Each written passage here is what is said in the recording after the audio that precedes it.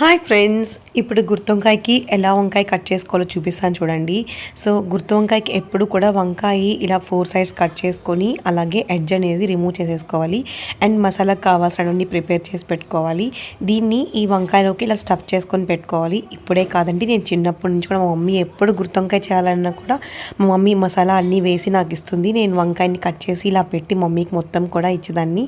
So నాకు ఇలా చేస్తుంటే నాకు చిన్నప్పటి మెమరీస్ అన్నీ కూడా గుర్తొస్తూ ఉంటాయన్నమాట. చిన్నప్పటి నుంచి మమ్మీకి హెల్ప్ చేసేదాన్ని నేను ఇలాగా. అలా వంకాయలన్నీ సెట్ చేసుకున్న తర్వాత కర్రీ అయిపోతుంది. హాయ్ గాయ్స్, గుత్తి వంకాయ కూర కోసము ఎలా కట్ చేసుకోవాలి వంకాయ అవన్నీ మీకు చూపించాను కదా. ఇప్పుడు ఆ గుత్తి వంకాయ కూర అయిపోయింది, ఎలా వచ్చిందో చూద్దాం రండి. తర్వాత గుత్తి వంకాయ రెడీ అయిపోయింది. దీని రెసిపీ కావాలి అంటే నాకు కామెంట్ సెక్షన్లో కామెంట్ చేయండి, నేను ఫుల్ రెసిపీ చూపిస్తాను. అలాగే ఈరోజు మమ్మీ ఆకుకూర కూడా చేసింది. ఈ రెండు కాంబినేషన్ మాకు చాలా ఇష్టము, చాలా హెల్దీ కూడా కదా. ప్లీజ్